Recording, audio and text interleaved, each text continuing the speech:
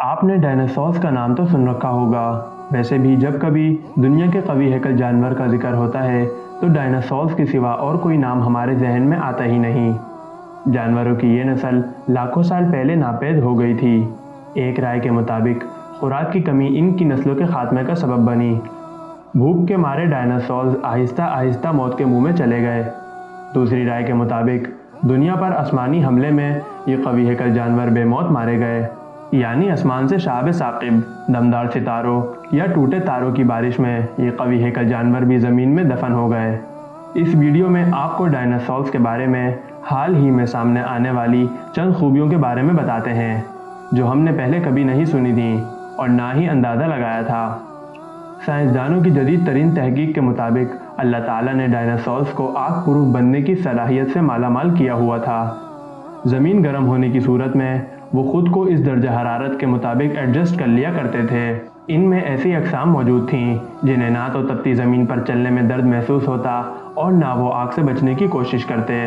Dinosaurs इस दौर में भी यहाँ ज़िंदा रहे जिसे आतिशफ़शानी का दौर कहा जाता है। बेतहाशा लावा फूटने की वजह से माहिरीन अर्दियात इस दौर को वोल्केनिज़म डार्किंसबर्ग भी कहते हैं। माहिरीन ने इस तहकीक को जनूबी अफ्रीका की अहम तरीन तहकीकात में शामिल किया है, जिससे सोच के नए दरवाजे खुले हैं। केप टाउन यूनिवर्सिटी में जियोलॉजी के प्रोफेसर MC बॉट की ये तहकीक कई जरीदों में शाया हुई है। शायाशुदा रिपोर्ट के मुताबिक डायनासोर्स ने वक्त के साथ साथ कुछ सलाहियतें हासिल कर ली थीं, जैसा कि आग पर चलना या जहरीले नबातात के दरमियान रहना। जनूबी अफ्रीका के इलाके कारो बेसन में डायनासोर्स के दर्जनों कदमों के निशानात आतिशफ़िशा पहाड़ों के रास्ते के बीचों बीच मिले हैं।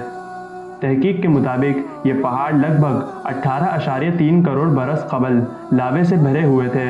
साइंस मैगजीन के मुताबिक ये बात हाल ही में हमारे इल्म में आई है कि ये कवी हैकल जानवर तबीयतन भी और जिस्मानी तौर पर भी कई ऐसी खूबियों के मालिक थे जिनका पहले हम तसव्वुर भी नहीं कर सकते थे, जैसा कि इन्हें हरारत और उबलती हुई ज़मीनें पसंद थीं। जहरीले पौधों के दरमियान रहना भी इन्हें अच्छा लगता था।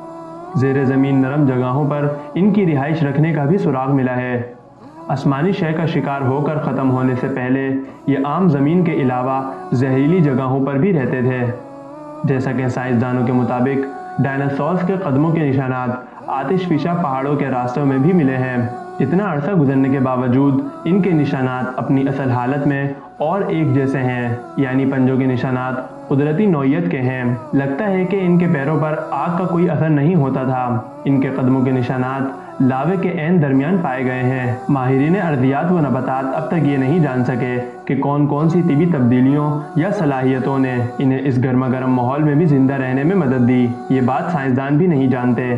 जनूबी अफ्रीका का ये इलाका लावे पर तहकीक के हवाले से अहम है, क्योंकि यहाँ के पहाड़ सदियों पहले शदीद तरीन लावा उगला करते थे मगर अब खामोश हैं। प्रोफेसर MC यहाँ लावे की अक़साम और इसमें पाए जाने वाले केमिकल्स पर तहकीक कर रहे थे। वो लावे की मदद से ज़मीन के अंदरूनी साख्त का भी पता चलाना चाहते थे। दौरान तहकीक इस नए इंकशाफ से वो चकरा कर रह गए। लावे में इस मिट्टी की आमेज़िश पाई गई है जहाँ ये जानवर रिहाइश रखते थे, यानी लावे में कदमों के निशानात के अलावा भी डायनासोर्स की मौजूदगी के कई दूसरे इशारे मिले हैं।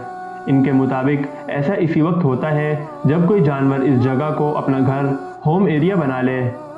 वीडियो पसंद आई हो तो वीडियो को लाइक करें और चैनल को ज़रूर सब्सक्राइब करें।